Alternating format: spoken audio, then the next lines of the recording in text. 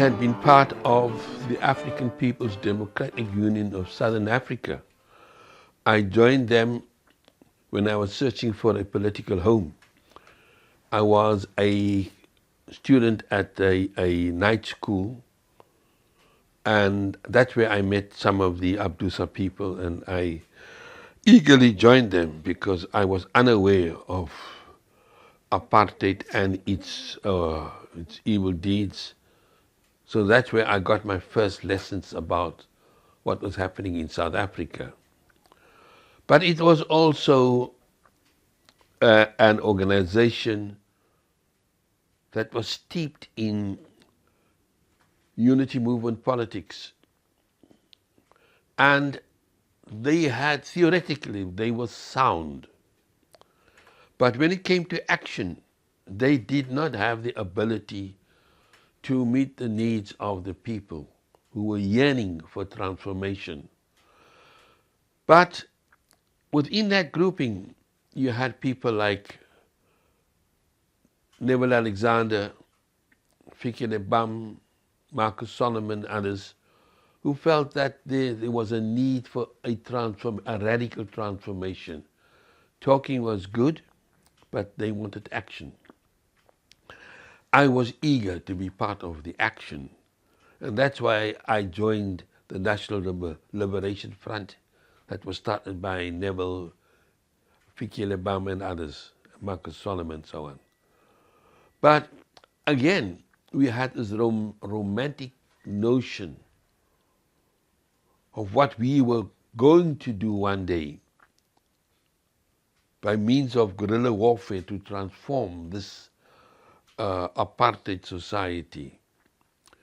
But in our very kind of naive way,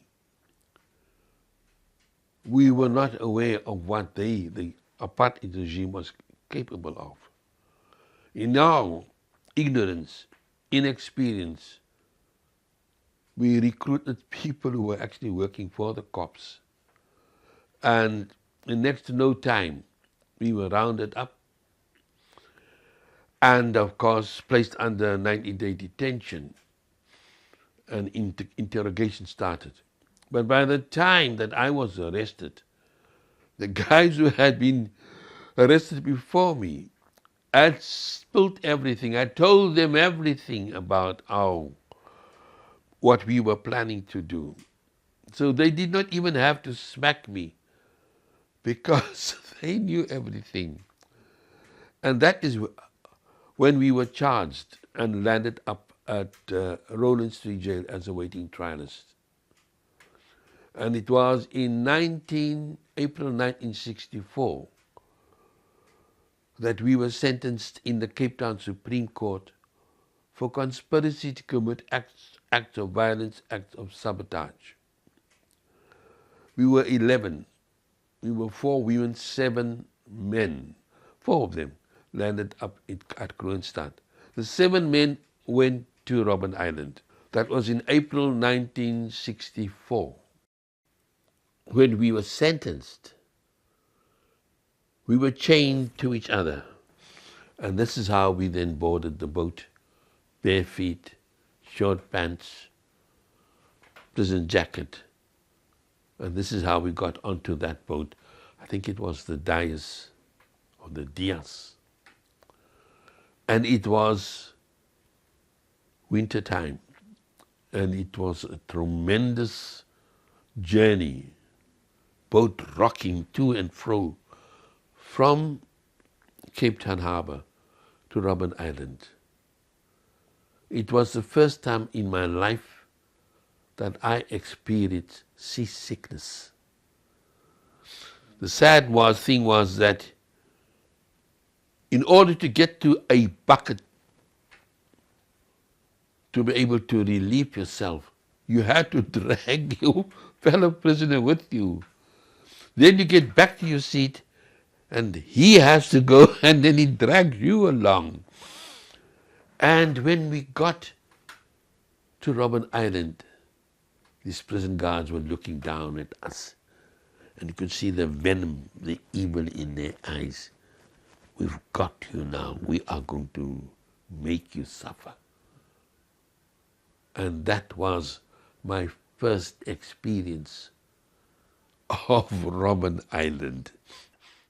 In the first year of my sentence, I turned 27 years. For me, the most important experience that I had as a prisoner on Robben Island was that for the first time in my life, coming from a very divided society, for the first time in my life, I was living with fellow black South Africans from very different cultural backgrounds, language backgrounds, and very different political leanings. It transformed my narrow way of looking at South Africa, because it was there that I learned how to stand together with fellow South Africans to bring about change in our society.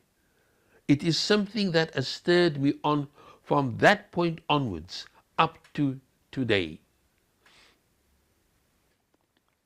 Initially, these battles were there, and each grouping wanting to claim that they had the answer to the transformation. And I was party to this because I was not a political educated person. And I did not get involved in that verbal battle. But I knew it is something that divided us. Now, I spent most of my 7 years in that section where the Rivonia trialists were. That was the isolation section, the single cell section. It's because myself, Neville, Fikele Bam, and Leslie van der Hayden had an altercation with one of the prison guards who had assaulted Neville, and we were the witnesses to the assault. So that very day after we'd come from work and Neville had been assaulted, we then were the witnesses to this assault, and they realized that we were troublemakers. So that very day, in the evening, I was told to pack up take my mat, take my blankets, and just to move out. And we were sent to the isolation section from the communal cells. Most of my 7 years I spent in that section where Nelson Mandela was held. And of course, initially there was this tension between political factions. Members of the PAC opposed to the ANC. Then you had this grouping of the African People's Democratic Union of South Africa, also opposed to the ANC and the PAC. But one of the things that we realized for our salvation on Robben Island is that if we did not stop this fighting with each other, we would be destroyed. Because the apartheid regime and the prison authorities were banking on this disruption to make it easier for them to control us. Not only in terms of ideological differences, but depending on how you were classified. So on the island there were no whites, though all the prison guards were white. But we were classified by the apartheid law as colored, as black or Bantu, and Asiatic. So if you were of Indian origin, for example, you were classified as Asiatic. But Asiatics and coloreds were given slightly better food and clothing than those who were classified as black Bantu. For example, as colored or Asiatic, you were given shoes, socks, long pants, shirt, jacket, and a hat, no underwear. And of course, in winter you get a jersey. If you were classified as Bantu, you were given sandals, socks, short pants, shirt jacket, and a fez-like cap. When it came to food, in the morning, all would be given soft maize porridge, soup and coffee. Asiatics colored would get 2 level teaspoons of sugar for the pop. If you black, 1 level teaspoon. Come lunchtime, there was this discriminatory practice again in terms of some getting those classified black got maize corn, all right, and they got something called puzamanda, was supposed to be a nutritional drink, so watered down that it just tasted like dirty water. But if you were colored or Asiatic, you got rice and whatever veg that was then supplied. Often you found that you were given beans, but the beans were filled with stones, and I don't know whether they put it in deliberately. You bloody well lost your teeth in the process of chewing. Come the evening then, that is from 5 o'clock onwards, from Monday to Friday, because weekends we did not work. In the evening, starting about 4:30 until about 5 o'clock, when we were back from doing our hard labor, Asiatics and colours were given a quarter loaf of bread with fat or jam, given soup, given coffee. If you were classified black, you did not get bread. They said bread was not a black person's staple food.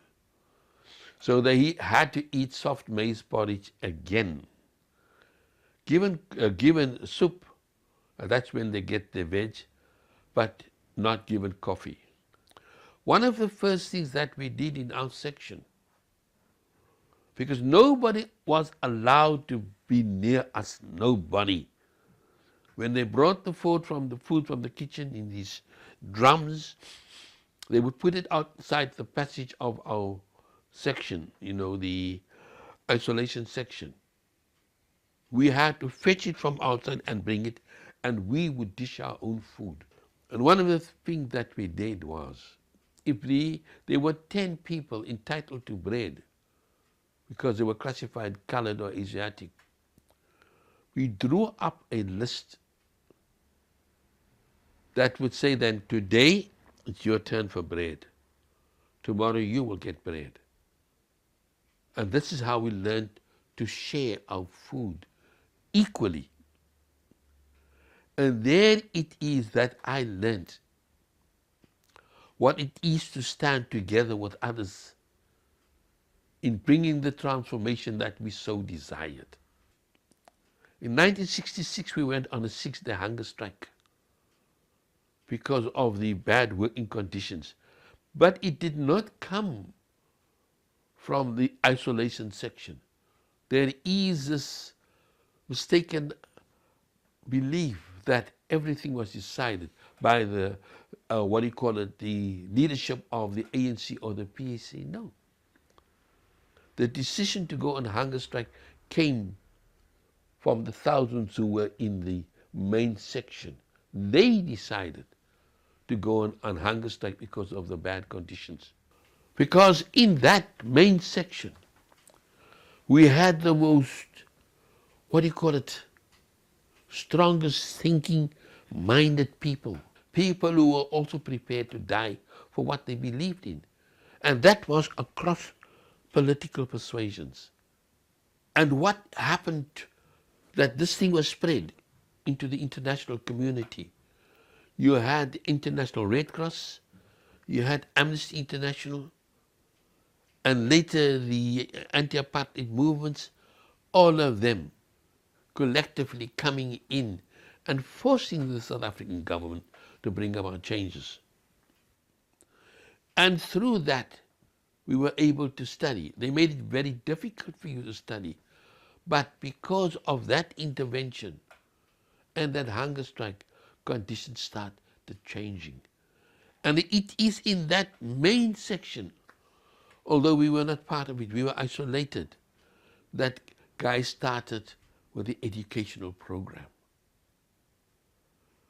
Regardless of your status politically, the language you spoke, but if you had the ability to teach, it was your job to teach somebody else. And you found guys who came to jail who had never been to school, who could neither read nor write. When the letter then initially came from home once every 6 months, not more than 500 words, you had to give the letter to somebody else to read. That person would also then write home on your behalf. Those guys who came to jail illiterate learned to read and write on Robben Island. You had guys who came to high school there, who eventually started studying through to UNISA, University of South Africa. They left with university degrees. It was a transformation in our lives, where we learned to play sport together, where we learned to share our food, where we learned to stand together. This is what I experienced as a political prisoner on Robben Island. And strangely enough, the prison guards, all white, who believed that they were superior to us, could not believe their eyes when they saw the guy who came to jail yesterday not able to read and write, now writing home to their families. So these prison guards actually came to the political prisoners for help with their education. And one funny story that the late Sadiq Isaac told me was that, now he had a science degree, and these guys, they were more interested in getting a certificate so that they could earn more money, get promotion. So some of them did domestic science. So this guy comes to, white guy comes to Sadiq. Sadiq, I want you to help me with domestic science. Sadiq says, man, look, I don't know anything about domestic science. And this prison guard, but you are a scientist, why don't you know domestic science? But Sadiq then read up on domestic science and helped the guy. Because the unwritten policy was that if a prison guard comes to ask for help, you will help him. By helping him, you are making a friend. And this is what really happened. Some of the weirdest guys, white guys, prison guards, in late years came to apologize to the political prisoners for how they had treated political prisoners then. This is the impact that we had on our moral crusade on the island.